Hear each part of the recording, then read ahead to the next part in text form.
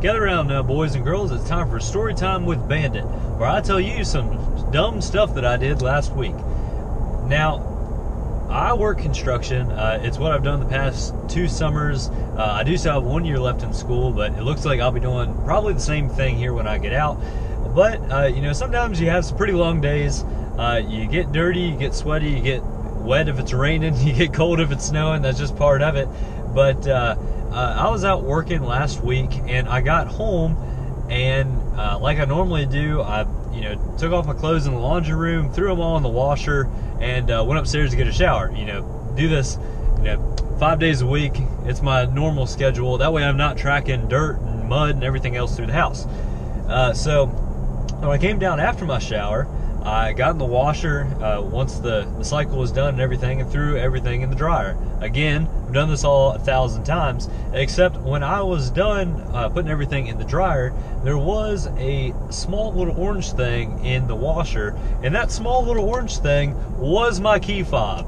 Now, we've had a lot of people ask us, just how robust are these key fobs? I think a lot of us all came from more traditional vehicles, older vehicles with more traditional keys, something that you would put in the ignition, give it a twist, and hopefully your vehicle fires right up.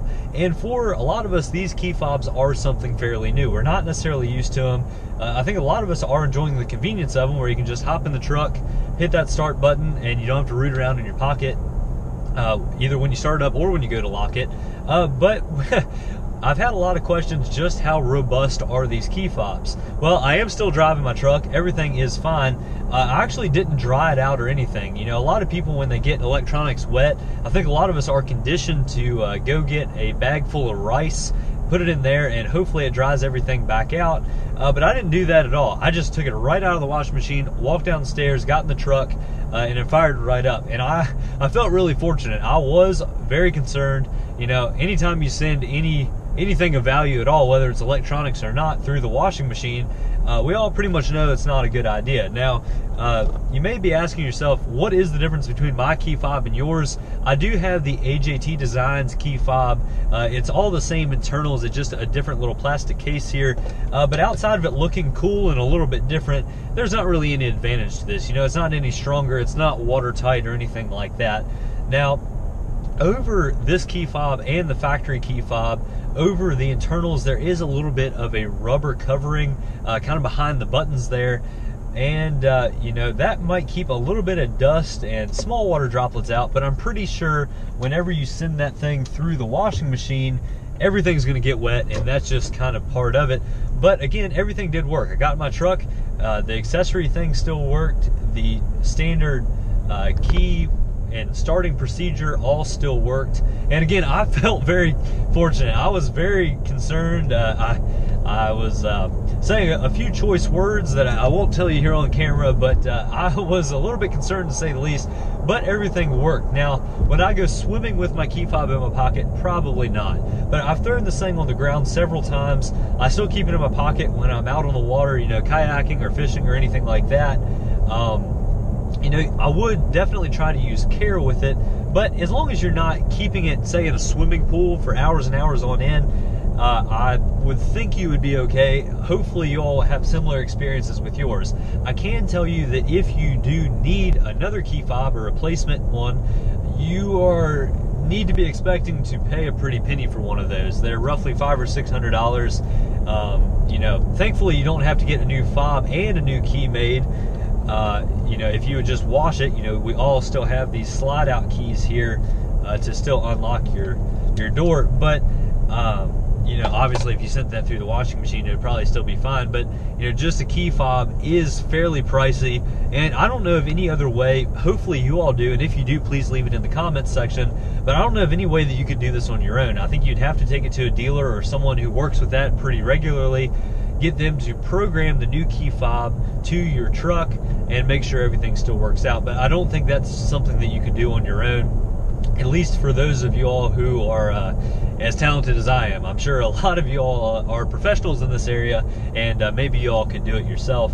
But again, thankfully everything worked out. But this got Chad and I talking. I think these key fobs are not made by Toyota. I'm sure they're made by some other electronics dealer, manufacturer, something in that line. But gladly, they do take the same Toyota importance that they do when Toyota makes the trucks. They definitely value the reliability, they value the quality of the product, and thankfully, again, it did hold up, and I am still able to drive my truck with no more money spent. Now, it did clean it up a little bit. It does have a nice shine to it with all that laundry detergent, but I would not recommend you do that to your key fob. So in other news here, we are getting a lot of rain here in the southeast. I know Veterans Healing Farm, I have their shirt on right now, they were definitely hit hard. Here in Virginia, we were definitely hit hard as well. We've been getting a lot of storms here for the past 2 weeks, a lot of flooding, a lot of people's houses are suffering some damage. A lot of people are having trouble getting to work, getting to school, and carrying out their daily lives. So definitely keep all those people in your thoughts and prayers. But that is kind of the reason why I haven't been able to go off-road. Between working and then every time I get a spare second, it seems to be pouring down raining. And especially now, since I'll be going by myself, since a lot of my friends and I are not directly together, since we are out of school and everybody's working now, it is a little bit more difficult for me to go off-road, again, especially with these weather conditions. So I will ask you all for your patience there. But here with these Cooper Discover AT3s that I put on, almost a month ago now, I guess, time's certainly flying. I have almost 2,000 miles on them now, but they seem to be working really, really well. And I'm really, really happy with them. The wet grip is great. I will do a full review on those here within the next couple of weeks. But if you are on the fence about a set of tires, I would definitely recommend these. Again, I've been driving through some pretty torrential downpours, and everything has been just fine with the tires. I haven't lost any traction, haven't gone hydroplaning or anything like that. It has been a really great driving experience so far, and I am very happy with these tires. As far as other news this week from around the automotive industry, FCA has released their plans here for the next 5 years, and a lot of that is to be expected. They are kind of rearranging their brands a little bit and focusing more on trucks. Again, we did see that with Ford, how they're kind of killing off a lot of sedans because really they're not selling, and focusing more on SUVs and trucks, which are huge right now, especially since gas prices are relatively cheap. And FCA released a couple really interesting things. There is still the Grand Wagoneer plan. They are still planning on releasing that here within the next couple of years. So great news there. And also a few months ago at, I believe it was SEMA, they showed a Ram 1500, what they called the T-Rex concept, and that was a Ram 1500 that was souped up similar to Ford's Raptor. However, this did not have a boosted 6-cylinder. It had the Hellcat crate motor in it, which I think we're all fairly familiar with. It did not have 707 horsepower. It was detuned to something like 550 or 600, but I don't think any truck owner would complain about a 1500 sport truck, let's call it, with that much horsepower. And it looks like they are going to build that thing. So I was not expecting that. Ford is definitely doing well with the Raptor, but I was not expecting Ram to do this. But that is awesome news. And they also said that they were planning on making a mid-size truck. Now, we do have the JT Scrambler, the new Jeep truck, coming out here within the next couple months, but it looks like Ram is actually planning on a mid-size truck as well, which is awesome news. We've talked about it before. I do really like my Tacoma, but I think we can all agree that the more competition, the better, and that will only produce better and better vehicles, because competition is very good for the consumer. It does normally create lower prices and a better product. So also, I wanted to let you all know that Chad is back in the States. He did make it home from Germany. He actually started work today. I do film these on Monday. So everything seems to be doing well. I did just talk to him, and he is seeming to be enjoying Washington, D.C. pretty well, and Northern Virginia. So hopefully we'll see him in a video here before too long. But until then, thank you all very much for watching. Have a fantastic week, everybody.